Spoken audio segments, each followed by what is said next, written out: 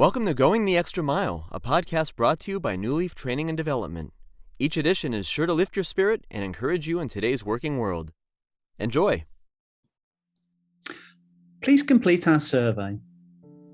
There's only one thing worse than completing a survey, and that's not receiving a response from the provider of products or seller of service you just invested considerable time giving feedback to, albeit positive or negative.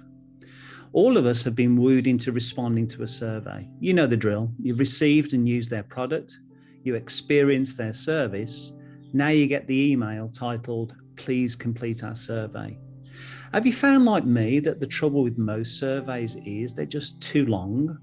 There's a podcast I just started listening to, which I really enjoyed. At the end of the first series, the podcast host issued a survey, and so I was excited to provide my positive feedback. The problem was, after scouring the questions, I calculated it would take me longer to complete their survey than listen to an episode of their podcast. I started but didn't finish the survey, and sadly, don't think I ever will. There were just too many minuscule questions. I'm a raving fan of Fred Reichel's excellent book titled The Ultimate Question, in which he introduced the concept he called the Net Promoter Score. As a highly intelligent and accomplished Bain & Company consultant, the beauty lies within the simplicity. He suggests we should ask just two questions on a survey. The first question is, how likely are you to recommend our product or service to someone else? The rating is on a scale of 0 through 10, with 0 being low and 10 being the highest possible. Genius! Isn't that the telltale sign of how delighted or not we were? Would we recommend it to others? I would highly recommend the podcast I mentioned above and would have responded to their survey if it was as simple as this. The second question comprises of essentially one word, just one word. That word is why. This is an open text response opportunity for you to tell the provider why you would recommend their product or service or why you wouldn't. Reichel's organisation have proven beyond any reasonable doubt that the response rate to this simplified survey approach is an average of 4 times higher than long, ambiguous surveys. It's not just about simple surveys, though, is it? What also matters is that the organisation reads and responds to valuable feedback. My wife recently flew to England to spend some time with her mom. My wife flew with Virgin Airways. My wife said the flight from Los Angeles to London was fantastic, superb service with style and excellent attention to detail.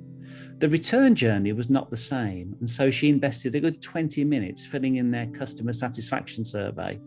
4 weeks have flown by and still no response. My guess is she won't hear back from Sir Richard Branson or any of his survey collectors. Let's wait and see. On a similar vein, I'm concerned that some organisations ask for feedback and only hear what they want to hear and disregard the rest, rather like the man in the Simon & Garfunkel song, The Boxer. Someone I know was asked a few months ago on an employee survey to share what would make her consider leaving her employer. It was an open text style response, and so she politely, respectfully, and candidly shared what would potentially cause her to look for another job. She shared how she felt the organisation was pushing a political liberal agenda she didn't agree with, and she considered this to be outside the realm of the employer's purview.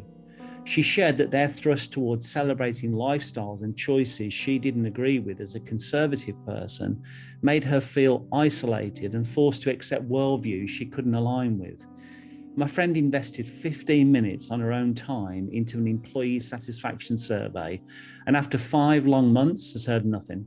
In the meantime, the indoctrination continues.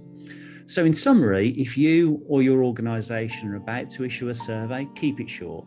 If 2 questions work for Fred, they work for me.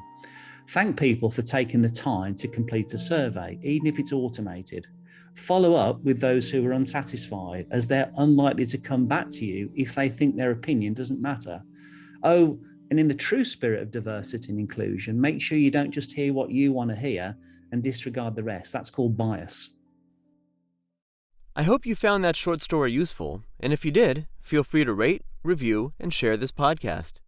We'll be back next week with another episode, and we also invite you to check out our other weekly podcast, Take 5, an inspiring interview with a leader worth listening to. Bye for now.